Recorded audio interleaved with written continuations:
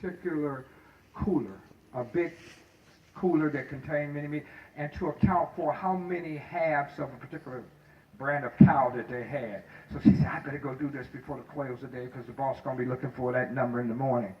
She went into that particular freezer.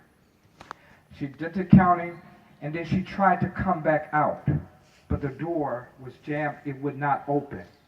She got stuck in that freezer.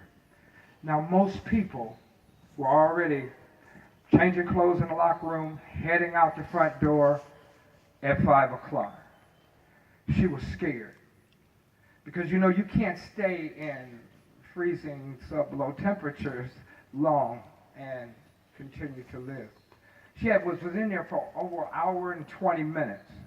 She banged on the door, but those things are pretty thick. Everybody was gone. She had only a few minutes left. She prayed. She fell on the ground. She was starting to pass out, and suddenly the freezer door opened.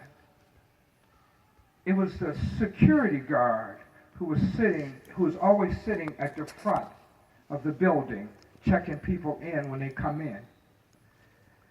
And she grabbed him, she hugged him, she was in tears, and she cried. She said, how did you know I was in there? He said, well, I really didn't.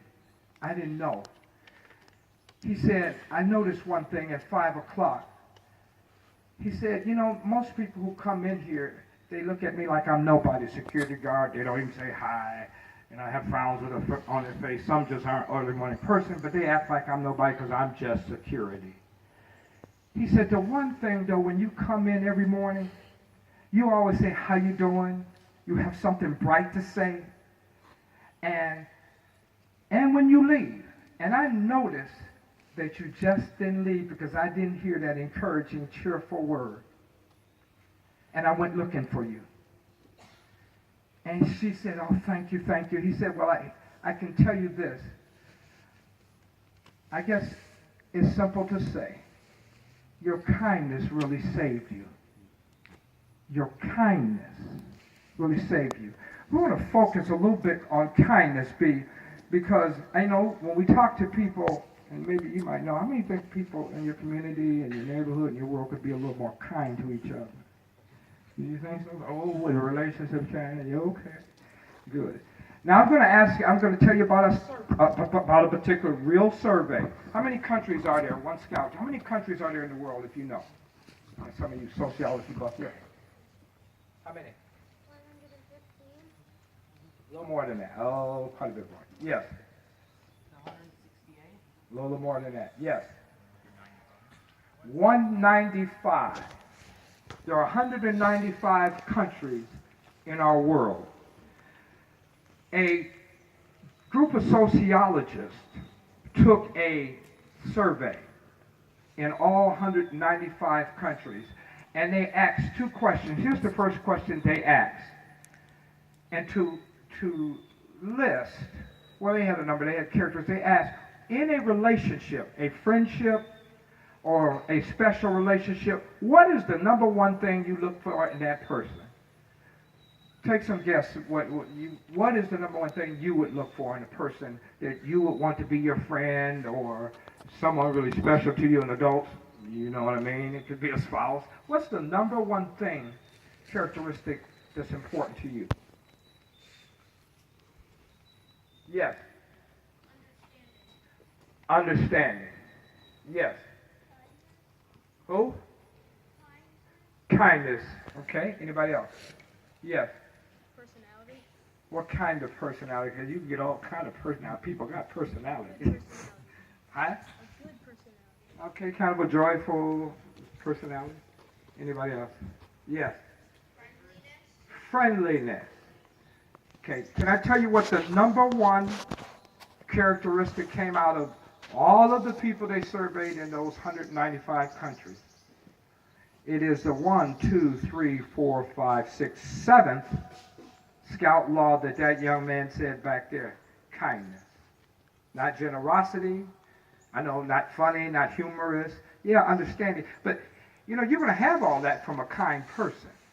A kind person is compassionate about other people. and the welfare of other people. They're courteous. They like to open doors. They don't mind if you go ahead of them. They like to help you out if they see you struggling. That's a part of kindness. That was the number one characteristic in that world survey. Now, there was a second question. They asked those who took the survey to rate yourself on a scale from 1 to 10, 10 being the highest. Rate yourself on the characteristic of kindness. I want you to think about it now about that. If you were to rate yourself on how kind you are, what number would you give yourself? You don't have to tell me. Something that's between you and you. But here's what I would like to find out from you is, what do you think was the average number that most people checked out? Yes. You said 5? Yes. Say 7? Uh-huh. 8? Yep. 6. Let me just cut to the chase. It was between 5 and 6. It was like 5.8. So here's what the sociologists sort of concluded. Oftentimes, we want to be close and be with other people who are a little bit better than we are in areas of kindness. That's what they conclude.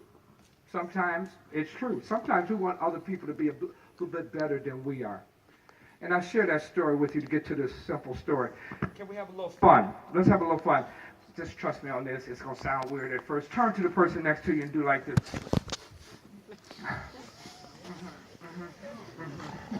Okay, good. All right, let's get to it. Here's how the story goes. This young man was running late for school. He slept over. His mother was in the kitchen. She was making breakfast. And so she noticed the time, and she said, She ran in there. She shook him. She said, "Get up, Johnny. You only have 20 minutes to get to school. Now, I laid out some new clothes for you on the bed. I want you to go into the shower, jump in that shower. I'm getting breakfast ready. Get to this table so I can get you to school." So he got up. He went in the shower, took the shower, put on the new clothes she had on the bed, came out to the kitchen. So she got him, prepared him a plate. She went over and sat down and got close to him. She was, and then she looked at him. She said, "Well, he does have on those new clothes I put on. I did hear the shower running." She said, "Did you take a shower?" He said, "Yes, Mom, I did take a shower." So she went back over to get the toast. She came back over to the table. She said,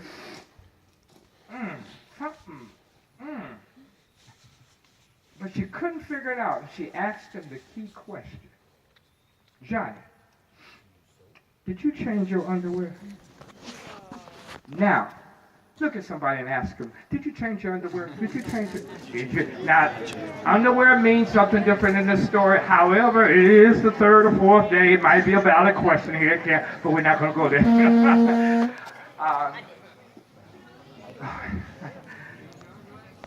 Underwear in the story is just a metaphor, a symbol of something.